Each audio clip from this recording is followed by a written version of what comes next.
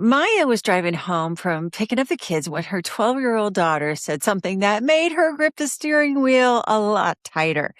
Dad's taking a trip during spring break, right? Maya had no idea what her daughter was talking about. Her separated husband had apparently planned an entire out of state solo vacation during the 1 week the kids were off school and just assumed that Maya would handle it. No heads up, no conversation, nothing. By the time she pulled into the driveway, she drafted and redrafted the most devastating text in her head. He was selfish. He was inconsiderate. He needed to grow up and take some responsibility for his own children. She didn't send that text, though. What she said instead got her 2 days of kid-free spring break and a husband who went out of his way to accommodate her. And this is the part that still gets me, a laughing emoji, all in under 10 minutes. I'm going to tell you exactly what she wrote, and I'm going to walk you through 3 practices that work on even the most chronically self-consumed husband, including the one that turned the man who used to just sit and eat Oreos out of the package on a weeknight while I cleaned up everything into the husband who now does the dishes, the laundry, and takes care of the cars. I'm Laura Doyle. I created the 6 intimacy skills, and for 27 years, I've been watching women go from burnt out and disconnected to having the easy, passionate marriage they always wanted. Love is learnable, and the secrets are real, and this is where I teach them. Stick around to the end. I'm giving out the Worst Relationship Advice of the Week award. This week's winner is something I'm seeing all over social media that's going to make your marriage feel so much heavier than it needs to be. So let's get into it. Practice number 1 is to ask yourself this question.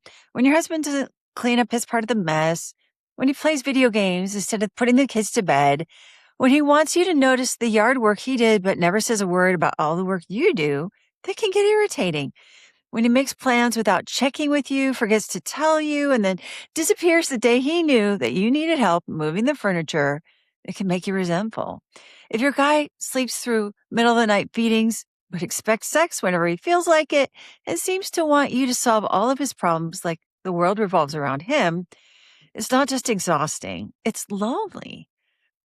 But there's a way out of it. There is a way out of it. And it starts with one question. Instead of complaining when your husband seems selfish, turn the complaint into a desire. Ask yourself, what would I have right now if he weren't so selfish? That's the question Maya asked herself sitting in her driveway. What did she actually want? She wanted a break. She wanted a break from being mom. She wanted to not be the only adult in charge of her 2 kids during spring break. So instead of the rant, instead of you're so selfish, you're so inconsiderate, you need to take more responsibility for your own children, she sent this. I saw that you have the same spring break as the kids, which is great because I would love a couple of days off from being a mom that week. And he texted back, I can't take them because I'll be out of town. This is where most of us would lose it, right? But Maya called on her inner girl of fun and light, and she wrote back, maybe we can just give them the keys to the house and the liquor cabinet and just tell them to do the right thing. And all of a sudden he sent back a laughing emoji. And then he said, I'll see if I can set up a couple of days at grandma's. And he did. Turns out her selfish husband was perfectly happy to accommodate what his wife wanted when she actually told him what it was, instead of telling him what he was. Practice number 2, pretend he's not selfish. You've got plenty of evidence that your husband is selfish. I know. But here's the thing. Nobody is actually 100% selfish.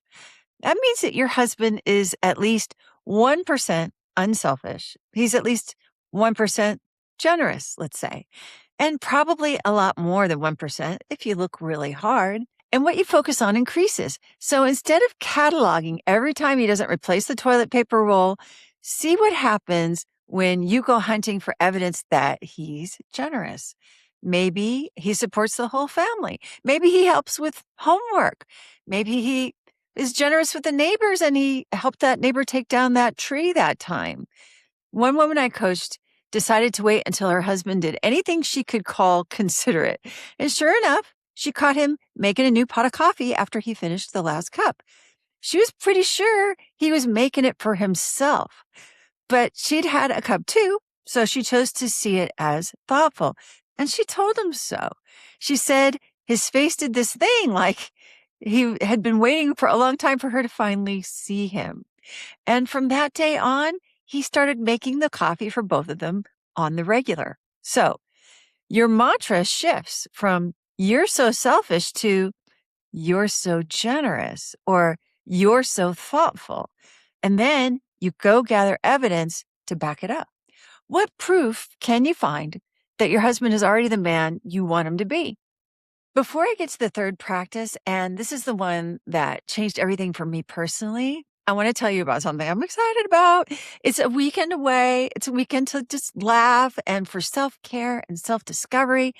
I'm hosting Adored Wife Weekend in Anaheim, California, October 9th through the 11th. And if you've been running on empty, doing everything for everyone else, this is 3 days that are entirely unapologetically yours. Hundreds of women who just get it will be there. We're going to have an 80s dance party and a live man panel that'll rewrite everything you thought you knew about men.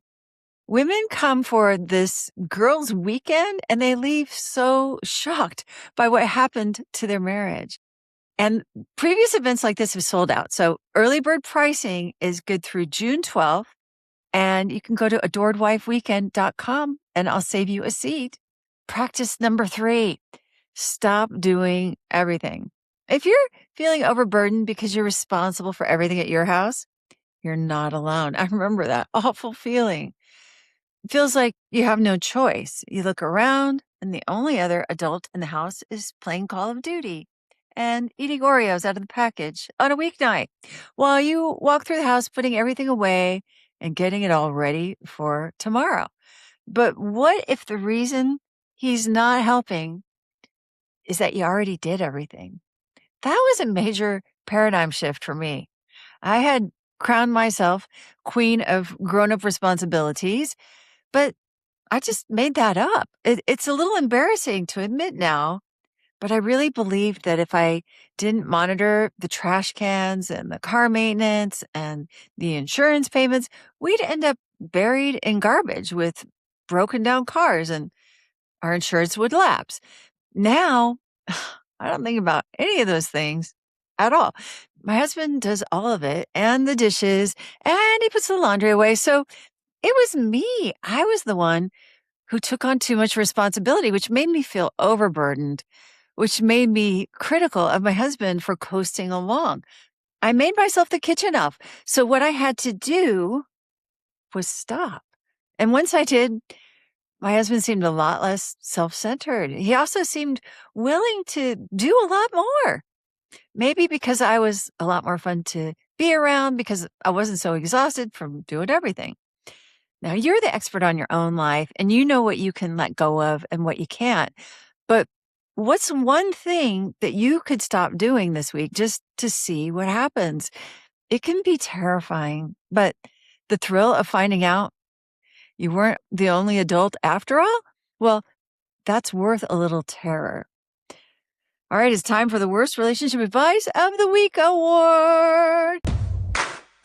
It's the worst relationship advice of the worst relationship advice of the worst relationship advice of the week.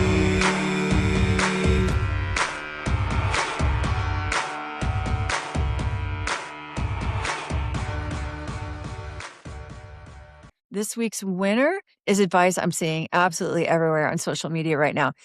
Tell him to shape up or you're leaving. The ultimatum. Threatening to end the relationship or even just sitting with the thought, talking it through with your friends. It's stressful for you and it's stressful for him too. It's stressful for you because uncertainty and fear is a terrible place to live. It's terrible for intimacy. And here's what nobody tells you. When he knows that you're uncertain about staying in this relationship, and he can feel it. He can definitely feel it. He gets scared too. Nobody's at their best when they're scared.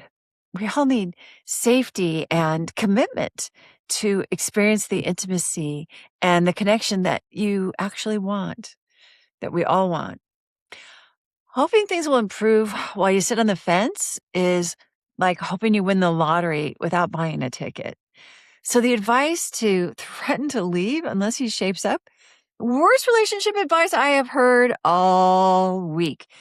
If you got something out of this, hit subscribe because next week, my guest Kayla, who spent years feeling like her husband was just one more person to take care of, figured out why. And now they feel like a team. And her house runs on koala cuddles and a kind of playfulness their kids can feel. I'll show you exactly what she did. Plus, I'll give you a try it tonight takeaway at the end. See you next week.